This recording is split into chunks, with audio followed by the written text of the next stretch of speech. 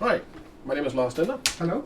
So, I'm a science fiction and fantasy writer from Denmark, and I'm here tonight to read from my latest fantasy novel, Mandigo and the Hellhounds. Awesome. And if you want to know more about me, you can visit my website, www.simon.net. Oh yeah, I definitely need to do that. Yeah. Right. I'm going to read from Mandigo and Hellhounds, as I said, and I will start on chapter 2 now. Please, Okay. go on. Mandigo woke up with a start. He was lying in Greta's bed, and she was sitting on the bedside, smiling down at him. "Well, would you look at that? The young hero was finally awoken," she said with a roguish twinkle in her eyes. Mandigo looked sheepishly about. Judging from the angle of the sun's rays coming through the window, he immediately knew that it must be late in the afternoon. His heart began to pound wildly at the thought of how late it would be before he got home. His father was sure to be raging mad. "I have to go home," he said frantically, and was about to jump off the bed when he suddenly felt Greta's hand on his shoulder. Although she didn't have a particularly firm grip on him, she was nevertheless surprisingly strong as she held Mandigo. "Now hold on a second, Mandigo. You are not going anywhere until you told me something about this little girl." "But father will whip me!" Mandigo cried. He tried to wriggle himself free from her grip. As much as he enjoyed visiting Greta, his fear of getting whipped by his father was much greater. Oof. "Don't worry, I'll talk to your father, Mandigo," Greta promised him with a low but firm voice. Mandigo calmed down a bit. He looked at Greta with a haunted look. She took his hand in hers and gave it a reassuring squeeze. "Now tell me everything, boy. Who is she? How did you find her? And what in God's name made you come out to me?" Mandigo's eyes searched for the baby and found her lying on the other side of the bed, wrapped in her blankets and her grey mountain cat skin and sleeping soundly. She sucked her tiny thumb absent-mindedly as she traveled through dreamland. "She's a girl," Mandigo brought out without being able to take his eyes off the baby. He had to admit that she looked very cute as she lay there. "Yes, she is, and a fine and healthy one, too.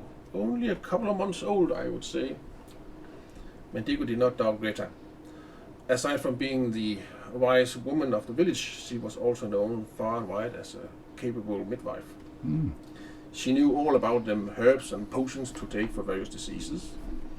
Mandigo's gaze rested momentarily on her ceiling and caught sight of the beams from which hung bunches of bouquets of herbs and dried flowers that filled the air with a piquant and spicy aroma. At that very moment, one of the greatest cats came strutting down one of the beams, its tail pointing high in the air. It licked its chops as though it had just finished gorging on a mouse. "Well?" said Greta. Mandigo looked at her again, and then started to tell her the whole story. When he came to the part where the big wolf Magdan appeared, he frowned in intense concentration, staring into space as he recited the poem that Magdan had chanted. And then all the animals disappeared, and I don't remember anything else. He finally concluded, "Not before you came, that is." He turned his face toward Greta. There was a stunned, but also deeply thoughtful expression on the old woman's face, and her eyes seemed to burn with a strange inner fire as he gazed towards her. "Are you sure that those were the exact words the wolf used in the poem?" she asked. Mandigo nodded emphatically. "Yes, quite sure." And he was quite sure. The wolf's words had been imprinted in his mind as had been burned on flaming letters. Greta got up slowly and walked around the foot of the bed and bent over the sleeping infant. She reached out to one of her bony fingers and stroked a few unruly blonde locks away from the small forehead. "You do believe me, right?" Mandigo asked meekly. Greta glanced at him quickly. "Yes, Mandigo, I believe you. And now I'll show you why." She went back to Mandigo and took something out of her pocket and held it before him. "I found this tucked between her blankets." Mandigo looked at the object. It was a piece of jewelry. A bruise, to be precise. It was made of gold and had been very finely crafted. As she could immediately see, it had to be very expensive. He had, admittedly, not seen much gold jewelry in his time, only about a necklace. had some, and some of his guests wore gold, but the jewelry where they wore, for whatever reason, seemed simple compared to this one. It had a needle in the middle. At the end of the needle was a blue-white stone that sparkled in the glow of the fireplace. "Whoa!" exclaimed Mandigo as he gave a glow from the stone fell on his face. "I'll say," Greta agreed as he held the brooch up so that he could better study the details together. Mandigo noticed that some letters of runes had been engraved in the wreath of frame of the brooch. Back in the village, there were only a few people who could read and write.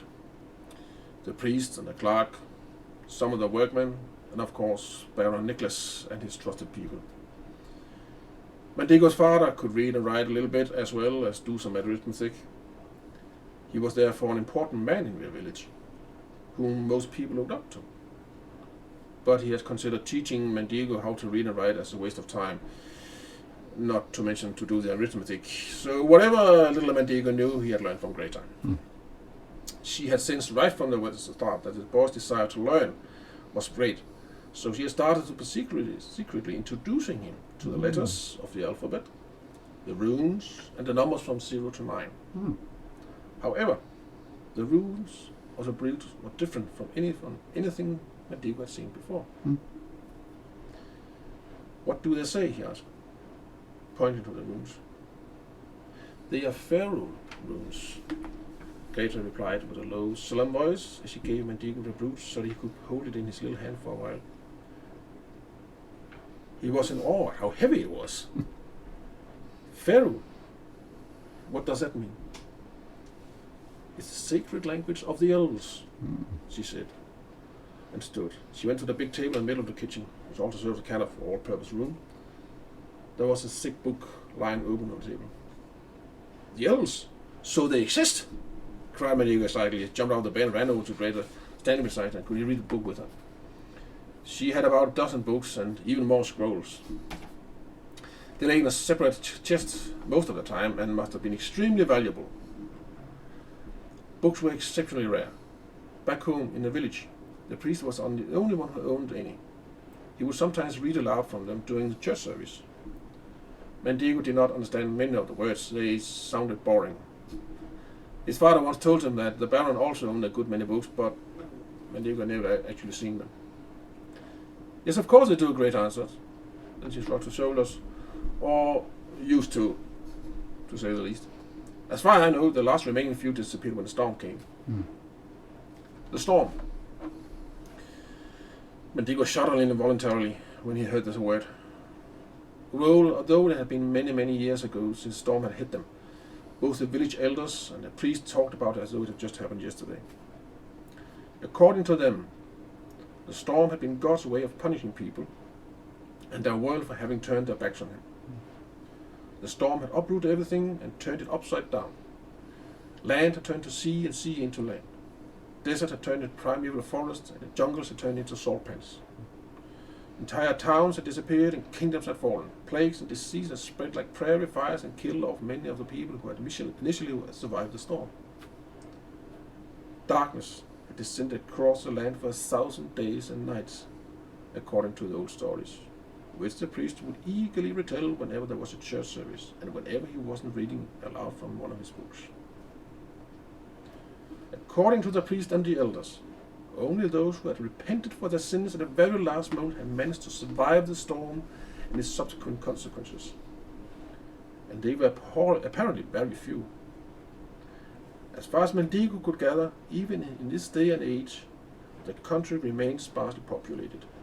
At any rate, it took 2 days to get to the nearest neighboring village, by horse and carriage, and his father had told him that it would take several weeks to get to the nearest city, Fjordby. Occasionally, a traveling merchant would pass through with goods and news from the big city, but they rarely came more than once a year. Whenever they did, the village would hold a feast. The merchants were often the only ones who had the opportunity to pass through several parts of the country in the course of their life, and they played a vital role for the small communities that are spread throughout the distant country. They would often tell how lawlessness reigns through much of the land, so most of them had their own little troop of bodyguards or henchmen to accompany them on their trips. Henchmen liked to drink beer, Mandigo knew, and they could be crude and unapproachable.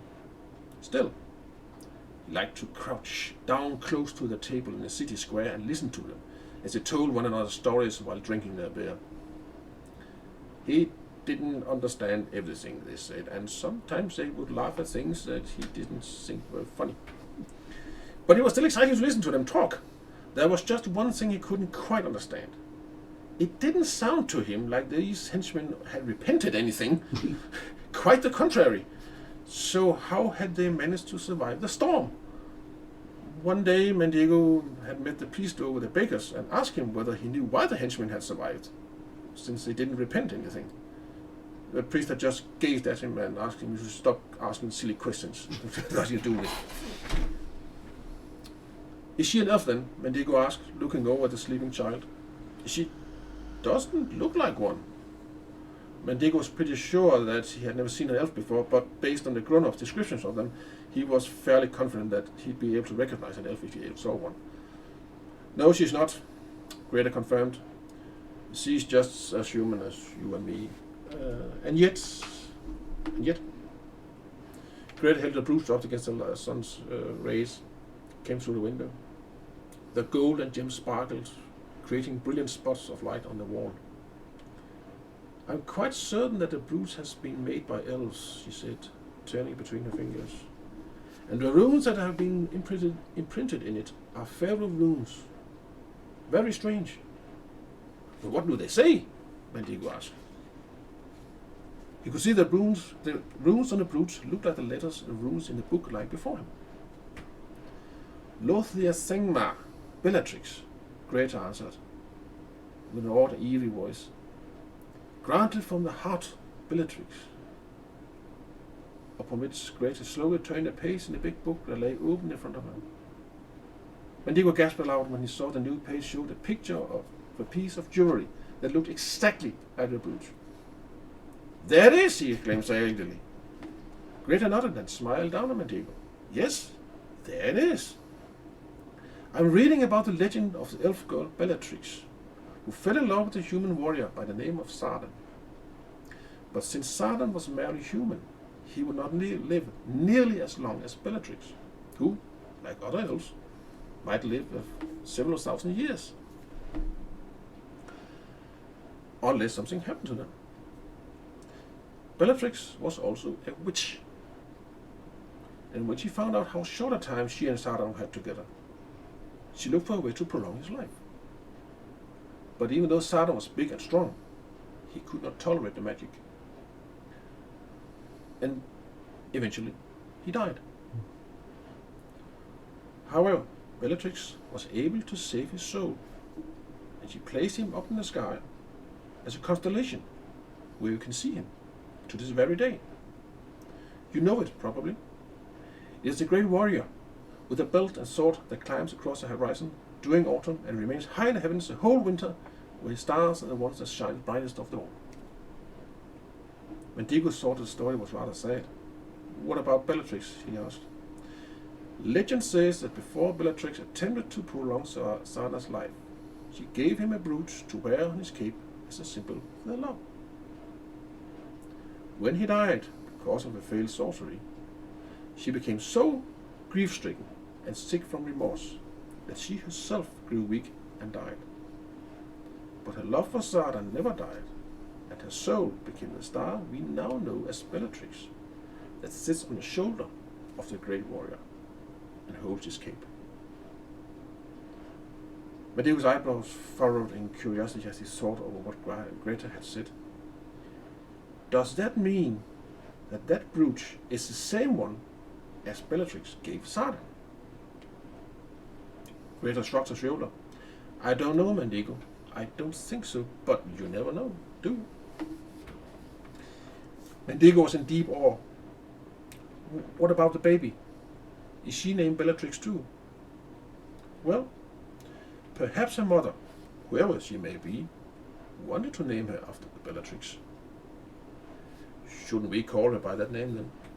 Mandigo asked, with a broad smile. Greta laughed. Yes, good idea, she said, but then suddenly grew gravely serious. But you must promise me one thing, Mandigo. What? You must promise me that you will never tell anyone Bellatrix's name in the village. Why not? Greta knelt down in front of Mandigo and put a hand on his shoulder as she looked at him so deeply in the eyes that he started to feel dizzy. Because she may be in great danger, she said. I think it was on purpose that Magdan and the animals in the forest led you out here with her. They wanted to make sure that she wouldn't get into the village. They wanted to make sure that you and I should take care of her. And if the ones who are chasing her hear you say her name, they will be able to use their magic powers to find her by tracking me down. Do you understand? Mandigo nodded slowly. He would never forget the way the great wolf Magdan, the king of the forest, had looked into his soul. Even now, the mere memory of it made him shake all over. I promise not to say anything, he said in a hoarse voice. Good, my boy, Greta said, and gave his shoulder a squeeze. I know I can count on you. She got up and went back to the red book. Mandigo remembered something. Greta, who is the Dark One? As soon as he had said the name, a cold shiver of fear ran through him. And he immediately regretted that he had asked. He also noticed that Greta froze. The air in the room seemed at once to grow colder. The fire in the hearth nearly died completely down, as though someone had laid an invisible wet blanket upon it. Outside, a cloud covered the sun. Greta made a movement with her hands, and the fire flared up again, spreading its warmth. The cloud before the sun disappeared, and the golden afternoon rays of the sun shone through the windows once again. Not until then did Greta turn towards Mandigo, whose hair stood on end from fear. The Dark One, Greta said in a low voice, as she made the same mysterious warding off gesture with her hands. Is another name for the Lord of Shadows, the Master of Evil and Pain. According to legend, it was a wizard once who fell in love with Bellatrix, but she loved Sardan, and who had nothing to do with him. As a form of revenge, the wizard swore that he would never force her to watch as he destroyed all the elves and killed Sardan. But Bellatrix had already killed Sardan because of her failed sorcery in her attempt to make him live longer. When Bellatrix herself died, the old wizard felt cheated out of his revenge, and in a rage he entered a pact with the dark powers of the world of shadows, and ever since then he has made his mission to spread misery and chaos everywhere. He loves watching people suffer. Only then is he able to truly feel anything. There are those that believe that it was the Lord of Shadows who initiated a storm back in the day in an attempt to get at the elves. Instead, he let out his anger and powerlessness on humans. Do you believe all that? Who knows? It's all so long ago. But one thing I do know is that the Lord of Shadows still lives in our world, and you must be careful not to say his name. If he hears you, he will try to steal your soul and make you his slave forever. Sorry. Mandigo felt another shiver run down his spine. Was that why you made the motion with your hands? Greta nodded seriously. Yes, that is a sign used for warding off spirits. It is for protection against black magic. Now that you yourself end up mentioning the Lord of Shadows by name, I think the appropriate thing would be for you to learn how to use the sign, should your tongue accidentally slip his name again. Mandigo lifted his hands unconsciously and made the same movement as Greta. With his palm facing upwards, he outlined an arc with his right hand, while his left hand he first made a bow facing his chest, and then turned his palm away from him before spreading his fingers. He wasn't conscious of the movements as he did them, but carried them out completely on instinct and with the help of his memory. He could feel the tiny hairs on his back as his neck quiver, and the fire of hearts flared up momentarily. Greta's eyebrows lifted up under her long white hair in surprise. Did I do it right? Mandigo asked. Yes, you did. You seem to learn quickly, Mandigo. Mandigo straightened his back with pride. He glanced at the big book on the table. Is everything about Bellatrix and Sardan and the evil wizard in that book? Greta smiled and put her hand on the book. Yes, among other things. But it is written in Feral. Would you like to learn how to read and write Feral? Mandigo nodded eagerly.